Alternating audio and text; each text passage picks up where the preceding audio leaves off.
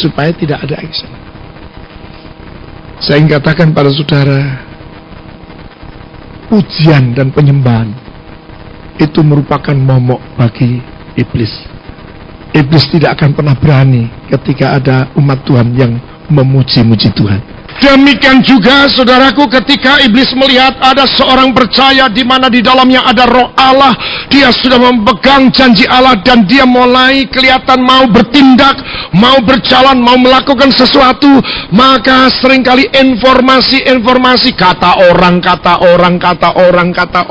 itu seringkali membuyarkan konsentrasi kita, melemahkan keyakinan kita, sehingga kita urut lagi. Lakone opo, tidak jadi lagi, mundur lagi.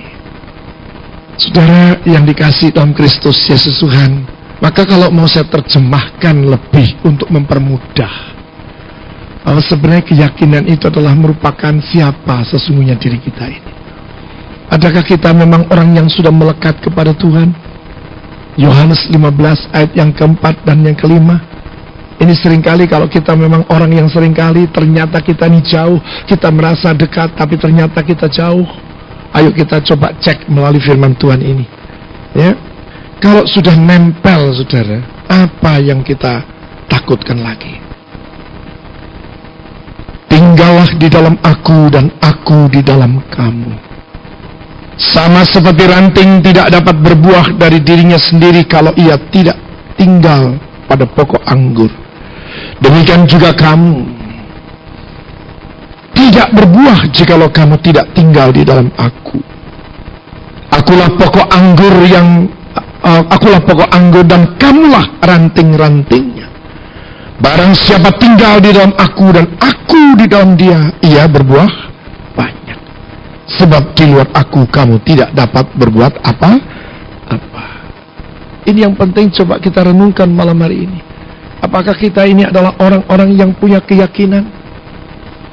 Sampai-sampai kalau saya ambil contoh dari Abraham, saudara, contoh karena dia orang yang sangat hidup oleh karena iman, akan disebut sebagai bapak iman. Maka ini untuk contoh untuk memberi pengertian juga tentang apa itu keyakinan. Di dalam Roma pasal yang keempat dikatakan di situ ayat 18, sebab sekalipun tidak ada dasar untuk berharap, namun Abraham berharap juga dan percaya bahwa ia akan menjadi bapak banyak bangsa menurut yang telah difirmankan. Jadi saudara, dalam membangun keyakinan, saudara sering harus memperkatakan rencana Tuhan atas hidupmu. Image yang diberikan oleh Tuhan kepada dirimu, perkatakan itu.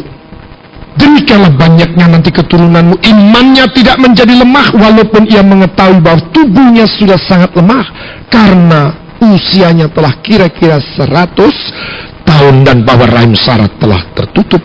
Tetapi terhadap janji Allah ia tidak bimbang karena ketidakpercayaan, malah ia diperkuat dalam imannya dan ia memuliakan Allah. Amin. Mungkin saudara malam ini akan berkata, dalam situasi seperti ini, memang keadaanku begini.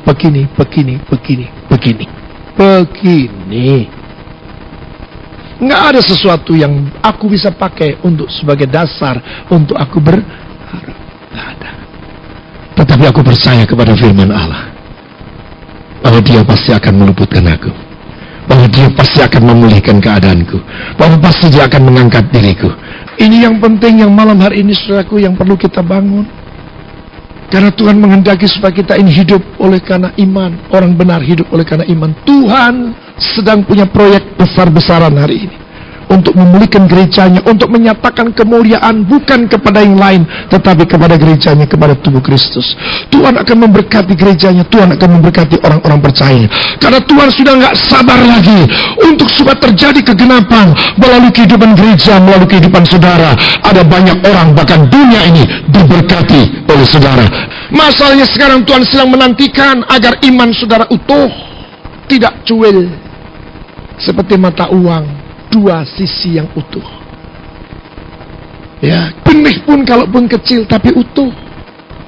Kalau benih yang utuh masuk ke dalam tanah, itu pasti akan tumbuh. Yang namanya biji yang saya beli tahun 87 di sono itu, tak Coba dalam nama Yesus tak tandur, saudara. 3 hari kemudian muncul tunas. Luar biasa.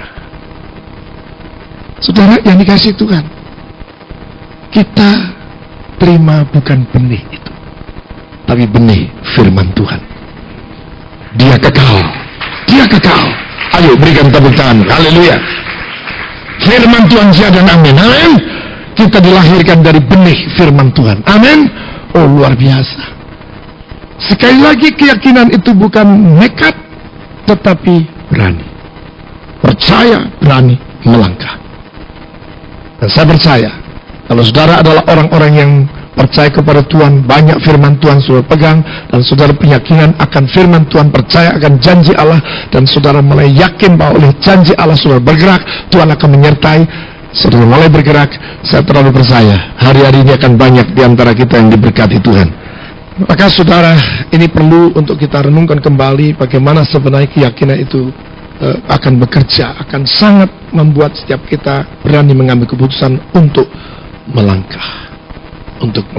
Ya, tadi sudah saya ambil contoh juga dalam Yesaya 26 ayat ketiga, yang hatinya teguh akan kau jagai dengan damai sejahtera, tawar hati dan lain sebagainya itu. Saudara yang dikasih Tuhan, dan saya percaya ini akan menjadi bagian dari kehidupan kita sebagai anak-anak Tuhan, untuk kita akan mulai melangkah sesuai dengan apa yang kita percaya. Ya, kita berdoa.